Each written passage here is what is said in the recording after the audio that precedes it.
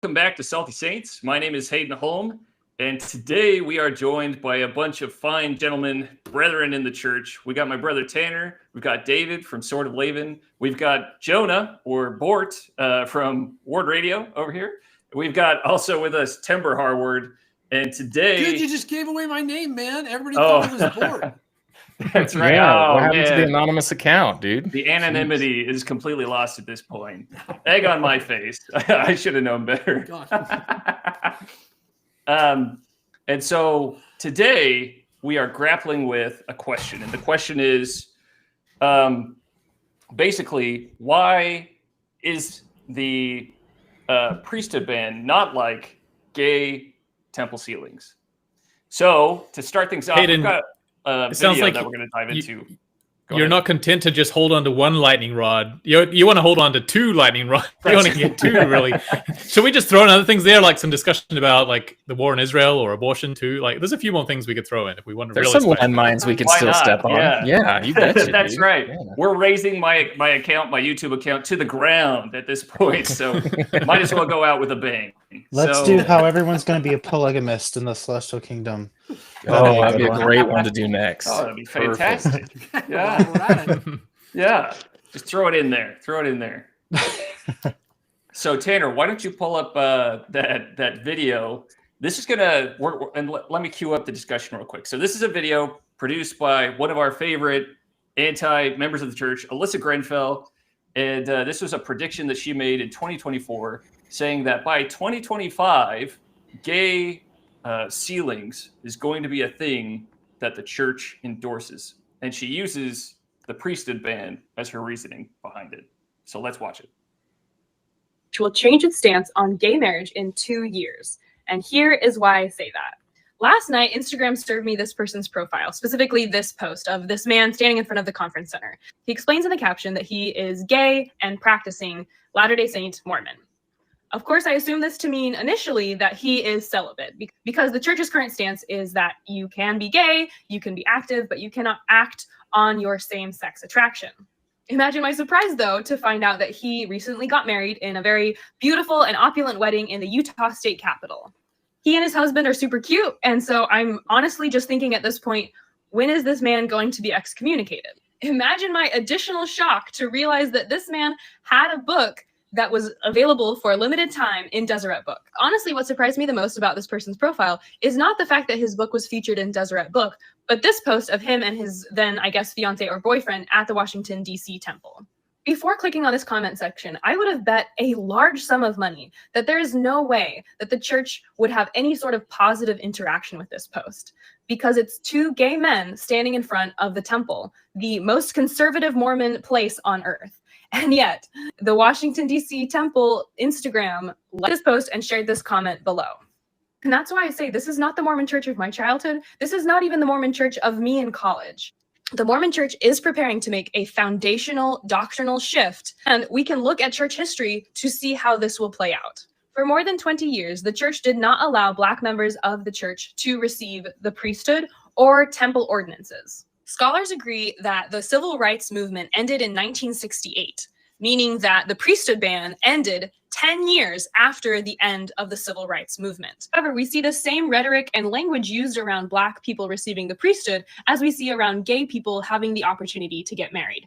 It's not a matter of policy, but a direct commandment from the Lord, and it is founded on doctrine. In 1978, the first presidency revealed that they had been praying earnestly in the temple, and they had finally received the revelation that Black people should be able to get the priesthood. Just as we see active members today sharing that they believe that gay people should have the right to get married, and how so many members are seemingly very pro-LGBTQ, there was also a large grassroots movement amongst members for Black people to receive the priesthood prior to the revelation. 3 days after this revelation in 1978, Joseph Freeman was the first Black man to receive the priesthood. I don't think it's too crazy to extrapolate that just as Black people received the priesthood 10 years after the civil rights movement ended, that gay people will receive the right to marry in the temple 10 years after gay marriage becomes legal in the United States. Honestly, as a jaded non-believer, I see this as a way for the church to stop the hemorrhage of members leaving because of the church's stance on gay marriage. There we go. Do you want to watch the whole thing? Because it kind of goes on. Yeah, man, I forgot how long that was. Yeah. All right. Yeah, so we can close it out. So I think that represents the strongest argument that I've heard from in the main argument. So as we've been doing these videos with Timber, coming out saying, all right, talking about Gather, talking about GFY and these different institutions, I have been getting a handful of different commenters that seem pretty confused. A lot of them are like, hey, 1978, brethren, 1978, things are changing straight to the top. This is where that movement is going. And I look at that video from Melissa and I'm like, okay, I feel like that accurately sums up the position and the main arguments that I've heard. But I would love to get some of your first reactions after seeing that video. So David, let's start with you. Then we'll go to Tanner and then Timber. And hopefully Jonah can hop back in. Yeah, so I don't know. Rough that he was gone. He kicked right out. So many thoughts. We're going to get into all these, and I know Timber's prepared some thoughts about the differences, how they're not the same. But this mindset is so simplistic that because the priesthood wasn't available to everyone for a particular time period, that means that this other totally different thing will be available in the future. It's so simplistic. There's so many differences, but we'll get into. But of course, at the end, she says that she sees this as a good thing. Of course, she sees it as a good thing. Like, do your enemies rejoice when you strengthen your ranks? No. Or do they rejoice when you do something that undermines your whole efforts and the whole basis upon which you're founded? So we can get more into it, but I'd love to hear Timber. And it looks like Bort is back. That's right. So we got him back. Good. Yeah, so Tanner, go ahead, give us your thoughts. I'm so sorry. I don't know what's going on. Look, I'm just a croc dad. Technology. No, you're fine. In good company. You're in good company. That is A-okay.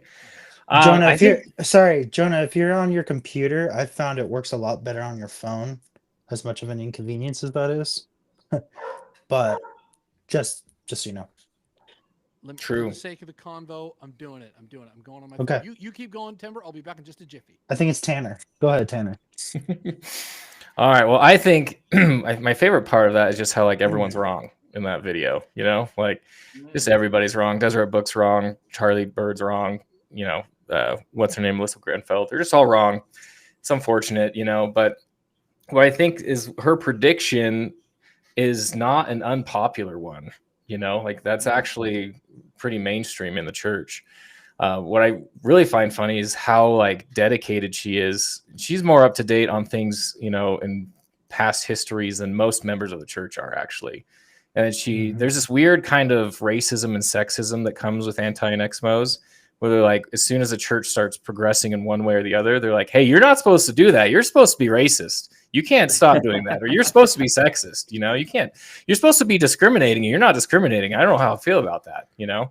Yeah, was I the only one that caught her kind of like soft calling for his excommunication? Did you hear that? She was like, I was just waiting for this guy to be excommunicated. I'm like, well, that's kind of terrible of you. She was rooting for it, you know? Yeah. Like, I don't know. Well, like just because she wanted to be right and she wants to have this picture of the church as like this oppressive, intolerant kind of organization that's going to do the wrong thing. And so she wants that to happen, right? Right. It's not that she wants Charlie Bird just excommunicated, I think. I think you're right on that. Yep. Yeah, that's my take on it. Just initially, it's just kind of like a lot of everyone going the wrong way, you know? Yeah. There was a lot of headshots, a lot of shaking, like a lot of movement, a lot of tight, just floating head stuff around random articles and stuff like that. So, I mean, it was fun. I will say it was fun. It was snappy, and I think it covered most of the main arguments. So we'll let Timber start diving in and giving his take, and then we'll take it from there. Well, I would just say if I was your regular Joe Schmo member who didn't know a lot of like the background of the priesthood ban or whatever, or maybe not a scriptorian, it seems like a really good argument, but it's a load of bull poo-poo. So wow. Strong words. I know. Sorry for the cussing in this live stream. I'm trying to keep it G-rated. That's right. It's okay. My kids are asleep. Okay. Can't PG movies allow like one like minor cuss word in them? Timber, we'll give you 3. You just have to make them count. Okay, you get 3. Okay. Thank you. I don't know what do you want me to start delving into why it's a load of bull poo poo, or do you want to get Jonah's reaction on this? Yeah, let's start diving into it. Oh, go ahead, Jonah. I was just going to start off by saying it's wonderful that Alyssa Grenfell could take a break from all her therapy and Xanax to come to make another video about us. So getting a book published in Deseret Book means Jiminy Jack squat. Like, Deseret Book has been a steaming, flaming, brown paper bag of poop on a doorstep for years at this point. Deseret Book will not publish anything that is substantive. They get, even the Brethren get some like little book with their name and their picture on it, written by a ghostwriter. Deseret Book is filled with garbage. They serve chocolates and kitchenware and books on the side. So sorry, getting published in Deseret Book means. And by the way, my book is at Deseret Book, so hopefully none of the executives are listening to this right now. So so you're speaking from experience. With that company, but like to insinuate that like, oh, Deseret Book, like that means the Brethren totally love, this. But you're like, no, stop it, get out of here. No, that doesn't mean jack squat. And it's a matter of controversy right now, the fact that those, the Deseret Book, the horror of the earth, actually carries garments. But anyways, that's kind of a separate topic. Well, that's the issue, though. That's the issue, though, is so many members see Deseret Book as the authority because it is owned by the church. That is where I go to buy my garments. And so if they're publishing this book, then it gives it authority, right? And this must be a blessing from the Brethren. It obviously is not. It's a business like any other business. But it just happens to be owned by the church. And that's the issue is I feel like, unfortunately, whatever brethren are over that, whether it's 70 or an apostle, I think they're being a little naive in allowing some of these things to be published. So, and I don't think they have direct oversight on what gets published, but maybe there needs to be a heavier hand coming down and being like, okay, we're going to do some more auditing on this stuff and pull it. Anyway, that's a whole different subject. I like that. So, side note, I love the idea of calling it the Great and Abominable Bookstore. I think that would be fantastic. We could get it on some t-shirts. I love it. That would be amazing. Yeah. Dude, but this live stream has already paid for itself. Fantastic. Fantastic. For sure. Yeah, that's right. All right, so Timber, give us your take. What's your thought on the Alyssa Grenfell prediction for 2025? Also, is anyone keeping score? Do we have a scoreboard somewhere? Did she get that right? Because turns out she is not. I'm running the numbers, and she is wrong on her prediction there. So she does not have the gift of prophecy. That is unfortunate. Another one on the board for us. Yeah. Okay. But well, go ahead, Timber. Okay. Well, it's not going to happen because there is absolutely no precedent for it. So just to give a little context, there's a couple other arguments that progressive members use to support gay sealings becoming a thing. And that's the church changed on polygamy, and it changed on, oh crap, what's the other thing? Now I'm drawing a blank. Coffee? Of course. Priesthood ban. Blacks of the Priesthood 1978. No, why can't I think of it? Anyway, there's another thing. Caffeinated Bark Sugar Beer BYU. Yeah. There it is. That's what it is. There you go. There you go. That's it. It's the MTC orange juice. Yeah. Dude, it starts with Bark Root Beer, and then it's gay ceilings in the temple. We should have seen this coming. Exactly. Classic slippery slope argument. Exactly. Yeah. Yeah, and the thing is there's, with all these comparisons, there's the word of wisdom changing. Okay. That there's precedent for it scripturally for these things to change. With same-sex attraction, there's absolutely no, with same-sex sealings, there's absolutely no scriptural precedent for it. And I'll modify that. I'll say gay sealings because a lot of people clap back in our last video and they're like, "Hey, people of the same sex are getting sealed all the time in the temple." Hey, oh gosh, it's like, all right, you don't have to pull that. Homoerotic sealings. There you go. Boom. There you go. Whatever you want to call it. We're getting the Latin names on this. Yeah. YouTube algorithm doesn't know what to do with that phrase. No. Yeah, there you go.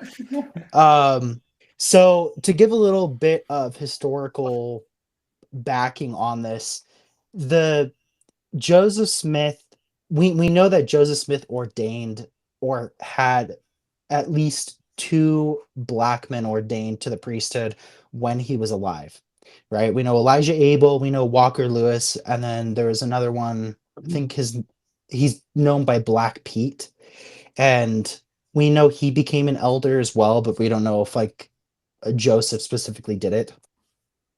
But Elijah Abel became a 70. That calling was never revoked to my knowledge, even when Brigham became the prophet, right? He remained a 70. It wasn't until 1852 in his address to the Utah legislature that he said that the priesthood would be denied those of Black African descent. And so there was never any revelation. And that's the thing, is like the church has more or less admitted in their essay on blacks, on race and priesthood, that there was never any revelation. This was all cultural aspects that became dogma in the church and were enforced as some revelatory practice. But from the very beginning, I think this is really important to note, is that unlike with the clear condemnation in the Bible against homosexual sexual relations, there from the very beginning, Brigham Young taught in at least 2 instances. Here in the Journal of Discourses, I'm looking at a quote. There's another quote. This is from the teachings of Brigham Young, teachings of President Brigham Young. This is a pretty old book. Wasn't what we grew up reading in the 90s and 80s. But anyway, there's a quote in here where Brigham Young says, it's a pretty long quote, but he says, I'm trying to find the most pertinent part here. I am what I am. I take it off at my pleasure, and not one particle of power that posterity of Cain. So his theory was that Black Africans are the descendants of Cain, right? And this is why they're denied the priesthood. So he's talking about the posterity of Cain have, until the time comes, the Lord says he will have it taken away. So it means the ban on them having the priesthood. That time will come. Real quick, I've got the quote right here. This is just from the church essay. Oh, you have it? Okay. This is for the layman. So the church actually puts out like these little topics on controversial issues for the lay members. So for the average dads that have a lot of kids running around that may not be getting a whole lot of sleep, but maybe getting a whole lot of pre-workout, they have created this. And so they've got this great little resource on there. So this is straight from the church website. It says, in 2 speeches delivered before the Utah Territorial Legislature in January and February 1852, Brigham Young announced a policy restricting men of Black African descent from priesthood ordination. At the same time, and this is the Old Testament level butt that Timber just threw down. He said, at the same time, President Young said that at some future day, Black church members would have all the privilege and more enjoyed by other members. I think that's where you're going with it. Am I right on that? Yeah, exactly. It says that right here. The time will come when they will have the privilege of all we have, the privilege of and more, right? So even though Brigham did institute this incredibly racist ban on Black Africans, the whole premise was that they would eventually receive it in the end, that that the blessings of the temple and the priesthood would not be denied them. But his theory was that all the descendants of Abel would have to receive it before Cain's descendants could receive it. Obviously, that's not the case. But when you go to official declaration 2 in the, oh my gosh, it's not in the Doctrine and Covenants or Pearl of Great Price? Doctrine and Covenants, right? When you go to official declaration 2, Spencer W. Kimball says that the long promised day has eventually come. That long promised day that he's referring to are these promises from Brigham Young saying that Black Africans would be able to receive the priesthood. So that in and of itself is the biggest, it nullifies the argument that same-sex sealings could ever be a thing, right? Because Brigham Young was never teaching that blacks would never get it. And then it was like reversed by a future prophet, right? So it was always said that it is going to happen eventually. And now that time has come. I mean, I don't think it should have ever been a thing in the first place, but the fact of the matter is that it was promised. So you don't see that anywhere in the scriptures where it was like, homosexual people can't be married now, but there's the promised day that eventually it'll come in the millennium or whatever. There's nothing. And I'd love for you to go and find some scripture for me where it says that Black Africans are denied priesthood. There's not one. Okay, it doesn't exist. So trying to defend either with scripture doesn't work. So anyway, that's my my take. That was a hot take. That's great. Tanner, do we have any comments that we need to catch up on? Yes, there are some fun comments in there let's dig in. So the first one, we'll go with our first super chat from Through the Mist, which is awesome. Thanks, Sam. Hey, Sam. I'll Venmo him later. Yeah. But he said, "Dang, did she just assume that guy's partner's gender?" So we have some social sins happening on her side. Look at that. She's gonna Great have call to out. Yeah, she's gonna have to atone for that on the public platforms one way or the other. So I don't know how she gets through that. It may just be me and my old school thinking, but I did see him dressed as Taylor Swift in one of those pictures. So good call out. Was that Taylor Swift? Man, I am out of it. I don't know. I did not recognize. Charlie was dressed as a football player, from the Chiefs. I just didn't know that you were a Swiftie. So this is all sorts of news on this live stream. Yeah, egg on my face. Yeah. Yeah. So a couple more. There's a great novella happening here from Through the Mist, where he very accurately defines a slippery slope between one caffeinated root beer all the way to crack cocaine. So I recommend that everyone read the comments. It's a little too long to read on this stream, but go check that out. That is great. Your comments are awesome. I will give him a shout out too. He just quit caffeine, so good on him. What an inspiration he is. Exactly. I can't find the exact comment, but there was one saying that if Joseph Smith were alive today, he would be a huge fan of white monsters. So, I mean, probably. I mean, he'd probably packing those down on the daily, Got to keep that energy up. So that's, So those are the big ones for right now. We can jump back in, check later. Okay. Hey, can I just put in a word for my boy Brigham? Just wanted to put in a word for my boy Brigham. So Franklin Pierce was just elected to the presidency, and Utah was applying to become a state. Franklin Pierce's administration and his cabinet were really, really racist, and Utah was then governed by that racist federal government because territories are governed by the federal government. And so the hope was that if we could get approved as a state, we could take our governing in-house, that we could be our own, we could elect our own governor and have our own laws. Remember, this is before Abraham Lincoln, where states were very, very autonomous.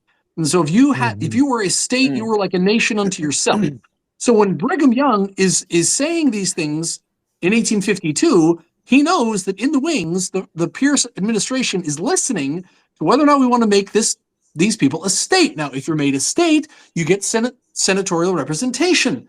And so if they're going to bring in a state like Utah, and it's heavily abolitionist, which it was, then that's going to put 2 abolitionist senators in the federal Senate.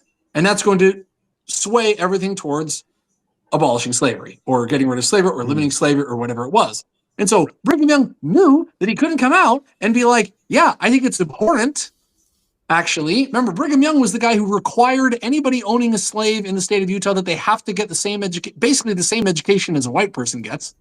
And if you're not doing that, then you're breaking the law.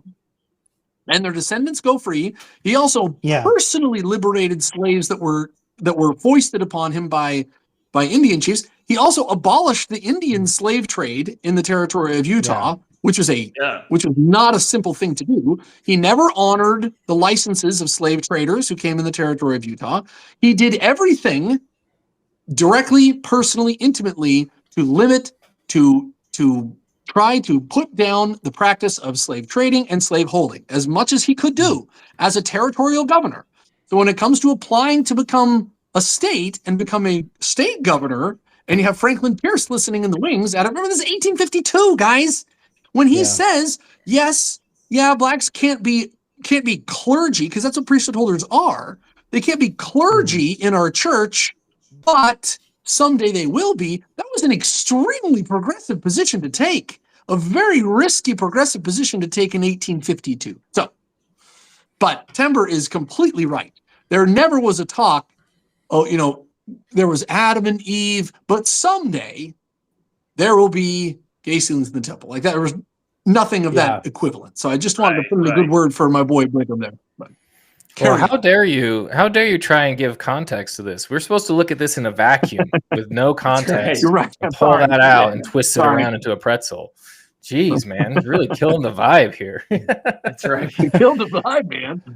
No, that's great. Yeah, I think that's really interesting. And like there's a lot of things that, those people who are unforgiving towards people in the past, one day, they're going to be looked upon from people in the future and looked at as horrible bigots, It's going to happen, right? Like it's just going to, in the future when they have AI robots, passing the sacrament in church or whatever it is, they have Tesla robots passing the sacrament. They're going to look back at us who just believes that, only deacons should do it and be like, wow, those guys were totally, bot phobic or whatever it's going to be. So I think that context is 100% necessary to actually understand what's going on. And the fact that it was one day promised that it would be removed is like you said, Timber, it's the linchpin in the whole argument, right? Like there's just no getting around that. Yeah, and I think it also goes back to the doctrine that we believe in all that's yet to be revealed, right? That there's going to be this restoration is ongoing. There's going to be new doctrines revealed that we've never had before, and so they also use that argument. But the thing is, it's like it's not going to be like a new doctrine isn't going to come out and totally negate a previous doctrine. Right? That for millennia, it was taught that anything outside of a marriage between a man and a woman is breaking the law of chastity and is an abomination. That's not going to change. There's definitely going to be more revelation that will come out on, how exactly do women express their priesthood, because we know they marry into it to some degree. They don the robes of the priesthood. So how can they operate in that and under priesthood authority? You know what I mean? Like there, or a new revelation isn't going to come out that says that, the atonement is finite. That only a certain amount of people are saved, like that totally goes against what the scriptures teach. We're not Calvinists. So, you'd have to upend the entire plan of salvation in order to, make this a foundational piece of doctrine. Right. And so it's like, it just doesn't make sense. That's a drastic example. That's a drastic example, but at the same time, it goes for other doctrines as well. There's just some things that are immutable. And anyway, I think things can be expanded upon but not negated. But I agree. And if I remember correctly, I believe Alyssa Grenfell has I think she graduated with an L.Ed degree. I don't know if she ever taught. I did expect a little bit better from a public educator, though, I will say. But there is a clever kind of linguistic sleight of hand that they do. And that is they try to equate like race with sexual preferences. So now that's the really tricky thing. So they're trying to say, okay, well, just like race, you're born this way. It's your identity. It's who you are. There's nothing you can do about it. They're trying to say it's the same thing as just like gay sexual preferences, right? Where it's like, but Man, you were just think about that. You're just power bombing on that landmine, aren't you? You're just going right I'm onto going that for thing. it. Like, why not? It's a Thursday. I got nothing else going on. So here we go. So like, here's the deal. So it's like, if this is an action that's being condemned, it's not an identity that's being condemned. It's not saying like, hey, having these desires is what we're condemning. No. We're saying no, acting on that. So it's an action versus a race. One of these involves your agency and the other does not, and so it's a really clever little sleight of hand that they're trying to do there. But if you break it down, I'm sounding like Gary Vee over here. If you really break it down, what is it? To its smallest level, it's the difference between being born in a family as a member of this race and then acting on a sexual preference. Well, homosexuality was never considered an identity until like a minute ago. In the scheme of history, there was no such thing as being gay. You do homosexual things. You're not a homosexual. I mean, that wasn't coined until like the 40s. So that whole idea is just rubbish. Like, I tried to do some ministry to Africans on this issue, like helping Africans struggling with same-sex attraction and whatnot. And most Africans these days don't even have a concept for being gay. To them, being gay is you go out and engage in homosexual acts. That's gay. But no one is a gay person. Does that make sense? I mean, today in the West, we can't fathom splitting it apart.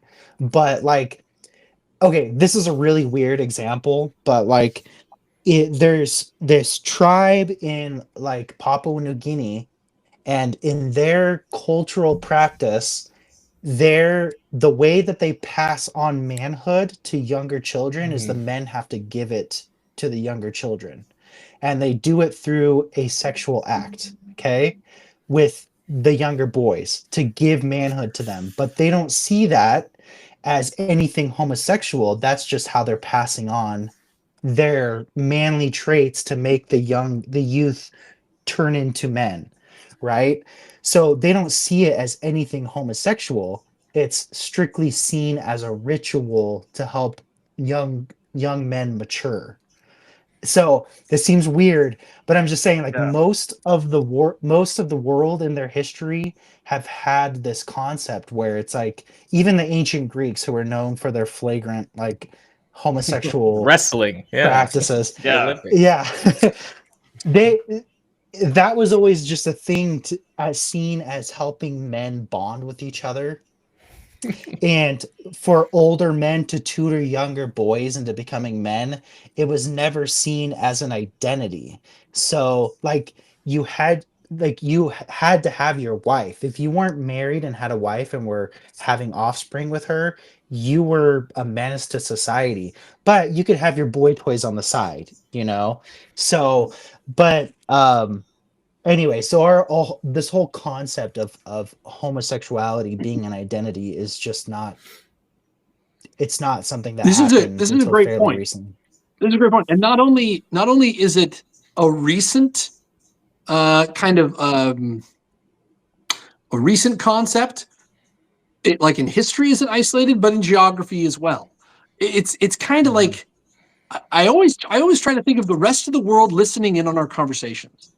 And Alyssa Grenfell and John DeLynn and some of these people are like, oh my gosh, this is the most important thing in the whole world. Like, we need to address this right now. Everybody stop what you're doing. General Conference is going to just be all about the, Secret Lives of Mormon Wives. And I'm thinking like, there's like 1 million people, there's like 1 billion people in Africa and in India and in, Asia and Eastern Europe who don't give a flying crap about Secret Lives of Mormon Wives. And what they really want to hear is about forgiveness and Jesus and God and human family and the plan of salvation. And here, John and Alyssa Grenfell are like, oh my gosh, this is the most important thing. Like this, the whole church needs to stop what we're doing, and kind of like Western modern culture is kind of doing this right now with the whole idea of same-sex attraction being your core identity and being, that gender is just this fluid concept or whatever. And I think, the rest of the world is looking at us like, these people out of their minds? Like, what are they talking about? Mm-hmm. And I think Timber's right on. Not only is it time isolated, but it's geography isolated. And to give it so much import like DeLynn and Grenfell do, kind of like embarrassingly myopic. I don't know if that's the word for it. Totally, it shows their nearsightedness. But also, if this is a big point, that because it's a social norm, because it's geographically and temporally relevant, then the church will change. I think that's flawed logic too. So, it would necessarily follow that extramarital sex will eventually be accepted in the church, along with, I don't know, pride in accumulating wealth for purposes to show off, like abortion, like these. There's no reason why this particular one, because it's a social norm, therefore it will become accepted in the church in the future.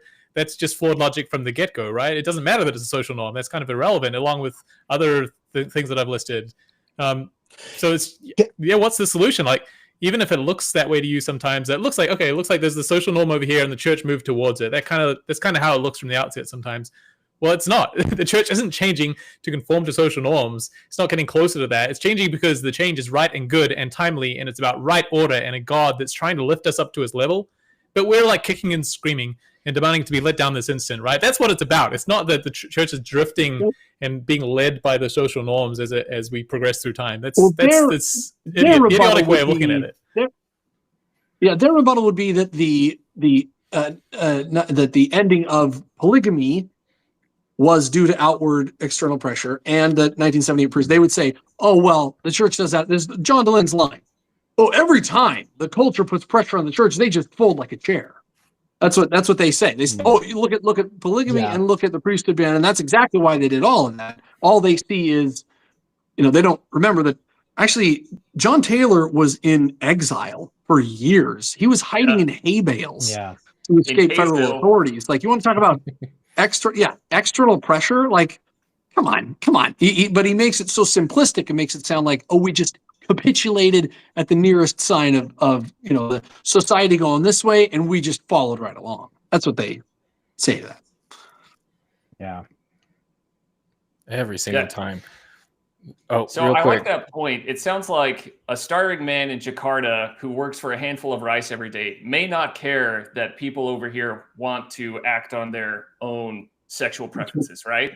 Is that what we're saying? Yeah. I like that. That's pretty maybe accurate. we're a global church, and maybe we have people that don't necessarily care about this. This isn't like the 95% of their life because they're so comfortable that most of their bandwidth is taken up by exploring and expressing their sexual preferences online. It's like, oh, great. Yeah. Tanner, you said we had some chats to get to? Oh, yeah, but before we do that, real quick, the church is actually progressive to the rest of the world in a lot of different ways that Mormon Stories and Melissa Grenfell won't recognize, because we have an older brother. He works for the State Department. He spent a couple of years in Nigeria, and he noticed that the culture there was that the women take care of the children and the men do the work, right? And there was no interplay between that. So when men got home, they would sit on the couch and they ignore their family while the wives were cleaning and cooking and taking care of the children all by themselves. And there were a lot of talks in church in his ward around the men saying, you need to help your family. You need to help your wives. You need to be participating and lead your family spiritually. And that means washing the feet of your children and your wife, per se, right? Like, that means you need to be on a team and cultivate a family culture of love and hard work. And that was a lot of, progress. And the ministering sisters came over and visited my brother's wife, and they saw my older brother Carter, like, doing dishes and sweeping in the kitchen, and they were stunned. They're like, what is he doing in there? Like, oh, he's just cleaning up, just cleaning up dinner. She's like, how did you get him to do that? That Nigerian men don't do that, is what they said.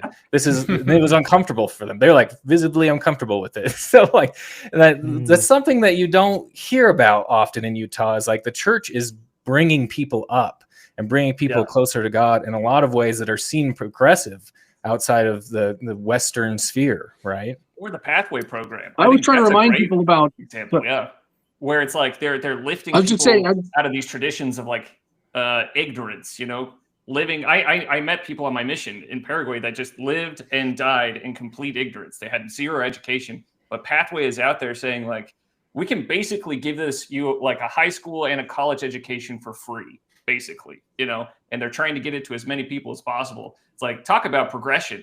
And studies have shown that that's like the fastest way to end world hunger is just to educate everybody. Because if people are educated, they're going to make better decisions. And if they make better decisions, it turns out it's better for everybody. You know, communities thrive on education. Women.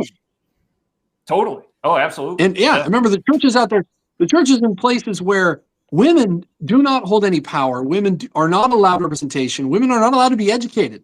And the church is in those places and is saying, you women get to be part of this women's organization, the Relief Society, that has its own budget, its own activities, its own leadership, own teaching. You get your own room, you get your own whatever, you get the best chairs.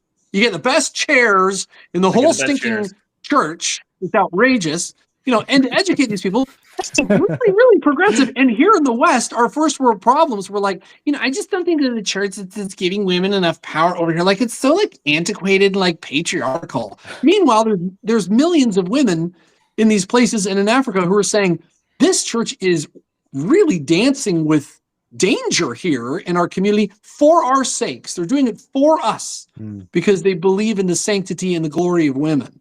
So I think sometimes we get a little too tunnel vision over here in the West, and Alyssa Grenfell is par excellence example of that complete naivete, complete privileged naivete of a TikTok influencer, you know? Yeah. I think she's not at the bottom of the cup, right? I feel like, what's that quote from the philosopher that says he's like halfway through the cup, and then at the bottom of the cup there's God or something. But anyway, you're not all the way there. If you actually keep walking down this path, Alyssa, you'll actually find something surprising, which is the opposite conclusion. So, for example, I'm actually going to take Alyssa Grenfell's position for a minute. I'm going to say there actually is a way in which non-Sub-Saharan Africans, that Sub-Saharan Africans couldn't get the priesthood from 1852 to whatever, and that gay unions can't be sealed in the temple. There actually is a way that they're similar, but if you go down this path, you'll end up where you don't want to be, which is like, okay, let's think about this. So there's these two groups. One couldn't get the priesthood for a while, and now gays can't get sealed in the temple. Who else couldn't get the priesthood? Who else cannot get sealed in the temple? Well, a faithful Muslim, a faithful Catholic, they couldn't get the priesthood. They still can't. A Mother Teresa couldn't get the priesthood. A 5-year-old boy couldn't get the priesthood. Are we saying, like, on the priesthood side, are we saying that a faithful Catholic who loves his wife and family and devoted to God and does all good in the world, that somehow I'm better than him, and so that I'm getting the priesthood, that the priesthood is like a prize or a trophy given to someone who's better than someone else? Then yes, if you're saying that's the reason, then you'll struggle to understand both of these. But that's not what it's about. There's a reason why a faithful Catholic can't get the priesthood, and a faithful Muslim and a 5-year-old boy can't get the priesthood either, right? It's but what if it's not a prize or a trophy given to someone who's better than someone else? What if the priesthood is something different? There's also, who else can't get the priesthood and who else can't get sealed? Well, nobody prior to 1829 could get the priesthood for nearly 2,000 years from the time of Christ, right. And nearly anyone on the planet in the history of the whole planet could get the priesthood. And similarly, in sealing, nearly anyone on the whole planet has not had a chance to get sealed. So what if it's not a prize or a trophy given to someone who's better than someone else? Like, is a faithful Catholic inferior to me? Are gays inferior to married couples? Or maybe is there just a structure? There's a God who has a plan higher than ours, a God who's in the business of creating order from chaos, like in the business of, like I said, lifting us through the process of ideals and through the priesthood. And he needs a hand there and there. And it's not because we're better than anyone else that we get the priesthood. It's because, I love that analogy of the cruise ship crew, like we're the cruise ship crew. And it's the work isn't a reward or a prize. It's not glamorous. It's not because I'm better than anyone else that I'm working on the cruise ship. It's because God needs to keep this cruise ship running for the sake of the non-crew living on it, right? So what if getting sealed isn't about our feelings or orientation? What if it's about right order and the balanced creation of order from chaos? So anyway, these are the questions they should be asking. If you walk down that path, Alyssa, you'll get to a point. If you keep asking who else cannot get the priesthood, who else cannot get sealed, you'll find that there's a whole lot more going on. You're thinking about it way too simplistically. And I like that, yeah. For those keeping track at home with their social landmine bingo, I think we've now added flexing on Muslims and the Catholics now that No, we have I'm the saying they're priesthood and good. they I'm don't. saying, So okay, I've met almost every Catholic, devoted Catholic that I've met has been more faithful. I haven't met a lot, but I've met a number of the years. Has been more faithful than most LDS, and I'm not saying they're bad. I'm just saying they simply cannot get sealed. That's a fact of life. They cannot get sealed, and there's a reason for that. And let's think about that. You're right. not until they see the error of their ways. That's right. No, that's great. I think that's a great point. Yeah. No, I think you're totally right on that. That's awesome. No, All right, I've got a couple. You want to hit another landmine? Hold on. Before we do that, I got a couple chats to read out. Cut off on the chat. Real quick, I do think, though, that David hit down on a really great point. If the men in the church, if this was about power and power dynamics, I do think we would get soft chairs in the chapel. I think that's a hot take right there. So it's like, I think we would get a room dedicated to elders, and the women would have to find a meeting like on the half of the stage, you know, or in the back of the gym or whatever, you know. They would be wandering around the chapel like the children of Israel in the desert, trying to find somewhere to meet, you know, like the elders' quorum. But we are the worst patriarchy ever, for sure. We're just not good. Terrible benefits. Terrible benefits. Yeah. Yeah. But that's a great point, David. But yeah, let's catch up on the chat. Okay, so we've got a couple more super chats. One from Further Light and Knowledge says, I bet Brigham can't wait for the millennium when he is totally vindicated by the Lord and all the saints who boo-hooed him realize their error. I look forward to this day. He's going to have some major I told you so moments, I'm sure. You know, like he's going to be, he's going to get his glory day in the hot sun. You know, like everyone's going to get that moment. Yeah. So, and then Through the Mist said, at Shirley, which is Jonah, nice story, but AI gave me different quotes. ... Winky face. Oh, man. Yeah. The Terminator AI is conflicting with your story there. You know, yeah. And then let's see. We've got a lot of people who agree with us. That's great. Intersectionalism has been mentioned a lot. Merlin's Beardo says, cuddles with the homies, lol.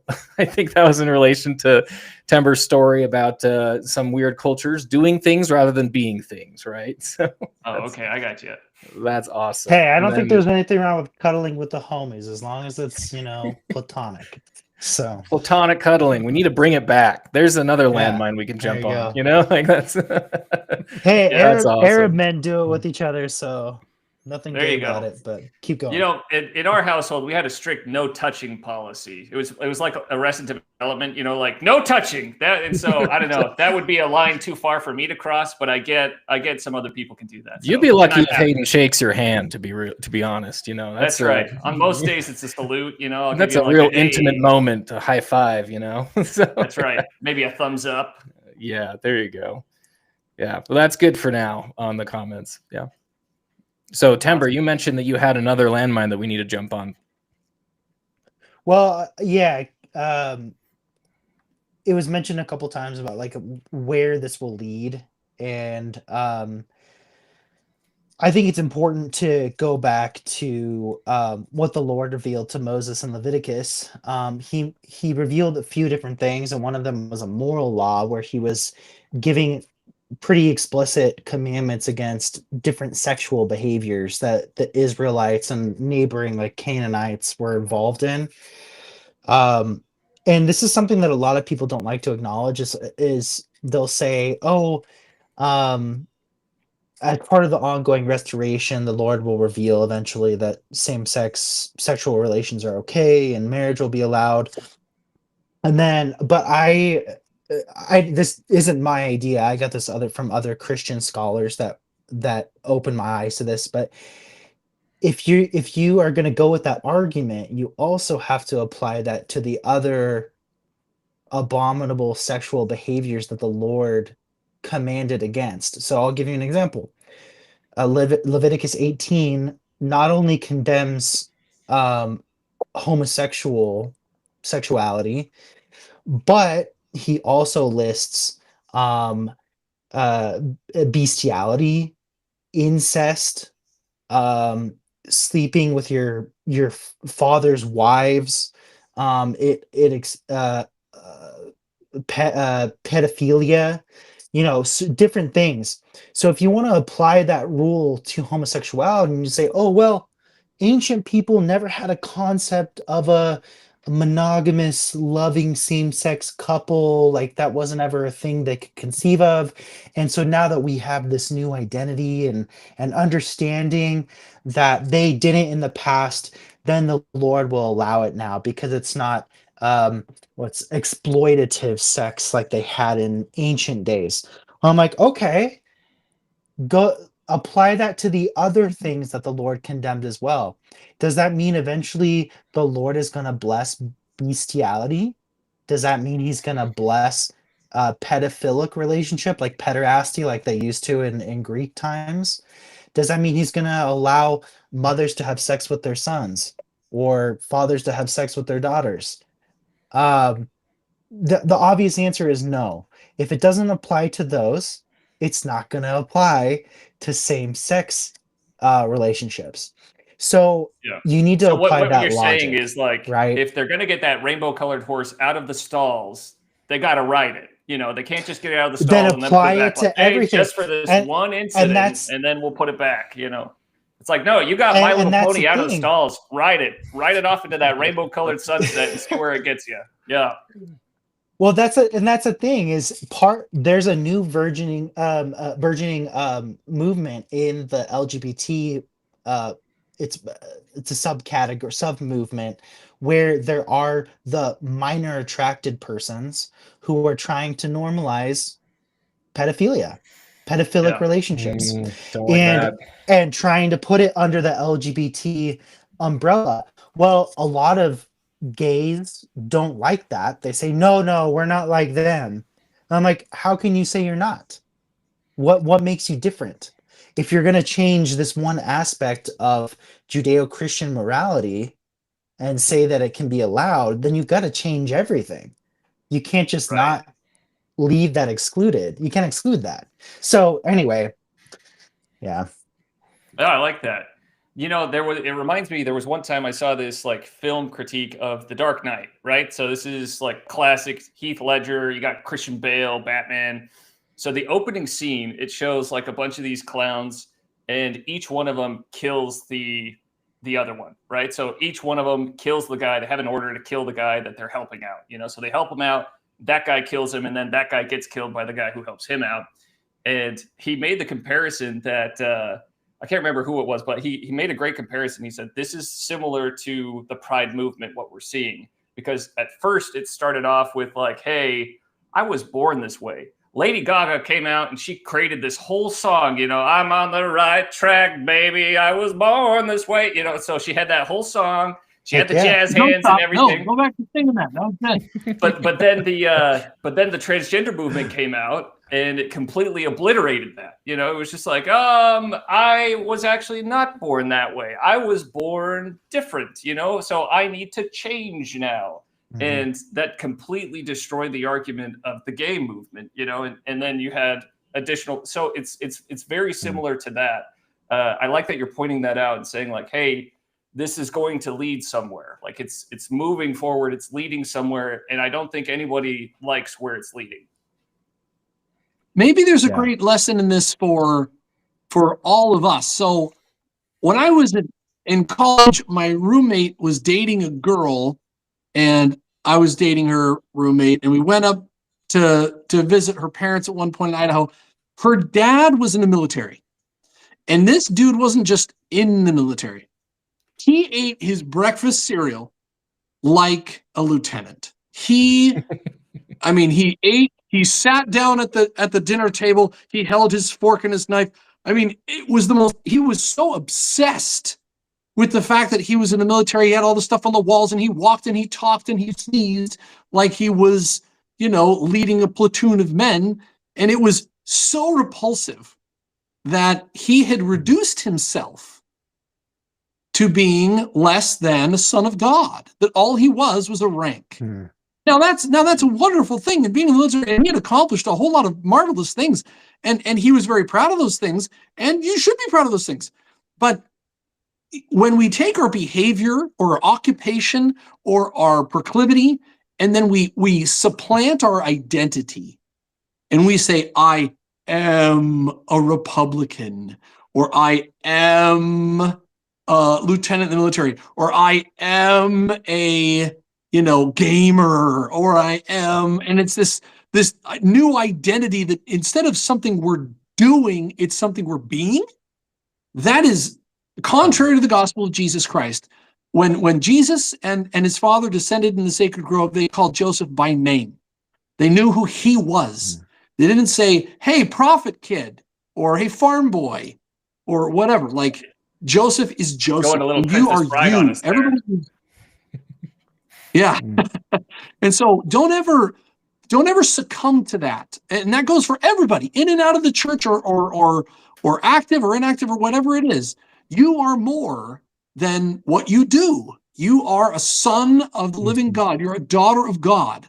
And your name, use your name. Don't say I am my occupation or whatever. And I think that's the core mistake that Timber is pointing out. Is he's saying from the beginning they equated this with your own identity. It wasn't what you did. They turned it into who you are. And many of the problems spring from that. Right. Amen. And it's 100%. especially damaging for youth who are in desperate search of an identity. Like, youth are so prone to falling victim to ideas like that, where they're just like, I don't know who I am yet. I haven't found my way in life. I don't know where I fit in. And then you have these groups that like gather that are saying like, hey, let's host GFY. Let's get these guys out here. Let's surround them with these soft activists. Let's surround them with allies. And then these guys are going to tell your child who they are, And that's the dangerous part about that. This rising movement that I see inside the church. That's the damage, is that they are replacing that divine identity with a telestial identity. And they're saying, this is your new identity. Exactly. These are your talking points. This is how you have to think. Now march, and go fight for the cause, become an ally, and bring more people in.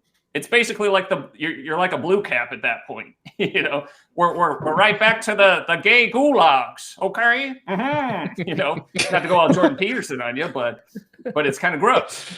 Yeah. Well, what do you mean by that term? Yeah, exactly. That's Just right. So quick, what? Oh yeah, go ahead. Just to interject real quick, Merlin's Beard brings up a good point. Hayden knows a sus amount of Lady Gaga and T Swift songs, is what he commented. Yeah, so. that is a little bit sus, isn't it?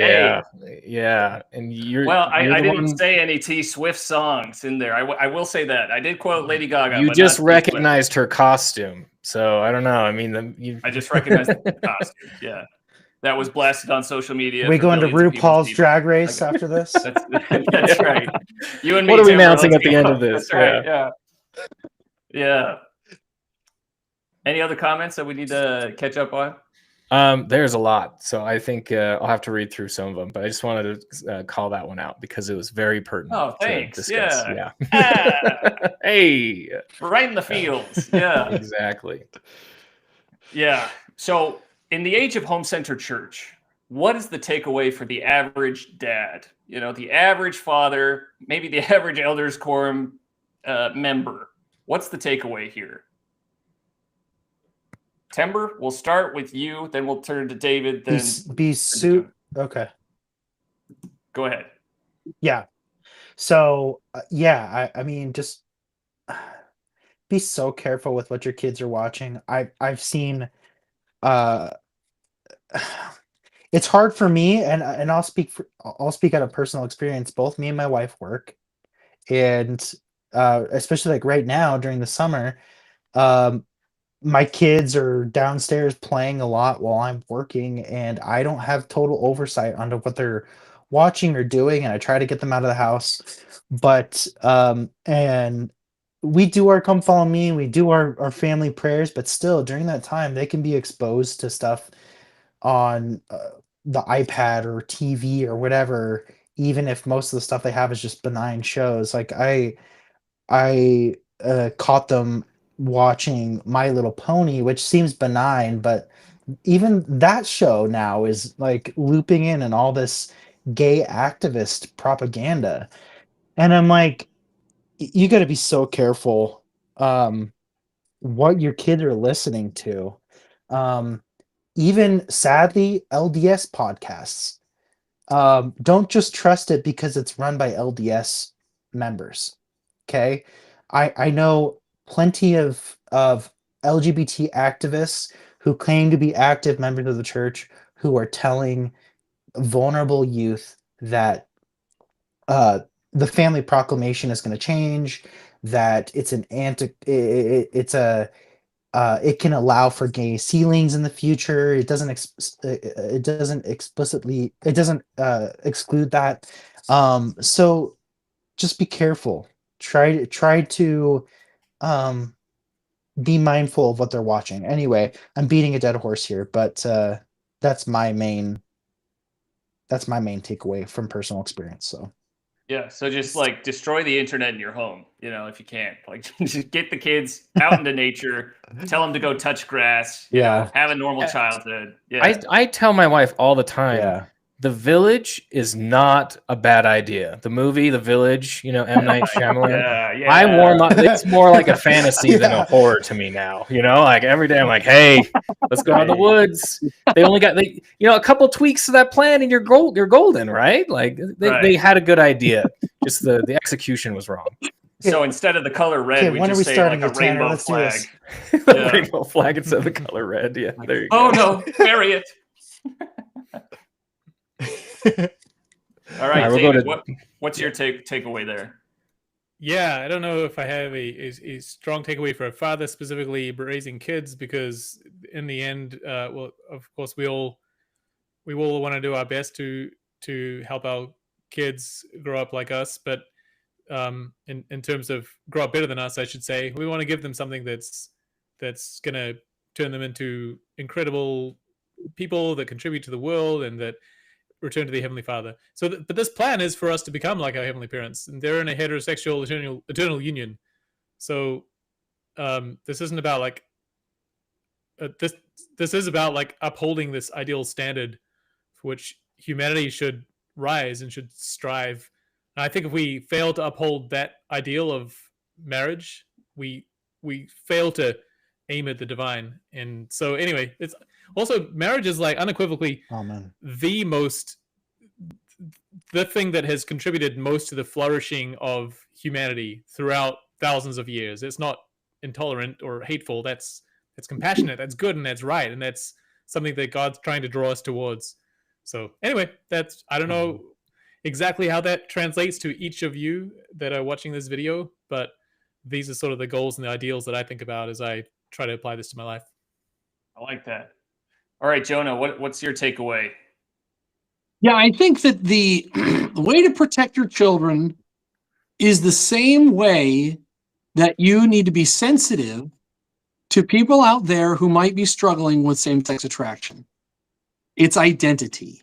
If you teach your children who they really are, how deep that goes, they're eternal, they have eternal potential, teach them about their family, their ancestry, teach them, who they really are and have them really connect with that identity, then teach them to look at others that way too. And also in your head, please separate out the activists who are like by proxy outraged or by proxy, upset about like Alyssa Grenfell. Alyssa Grenfell isn't actually, she's not gay. So thanks, Alyssa Grenfell, but no thanks.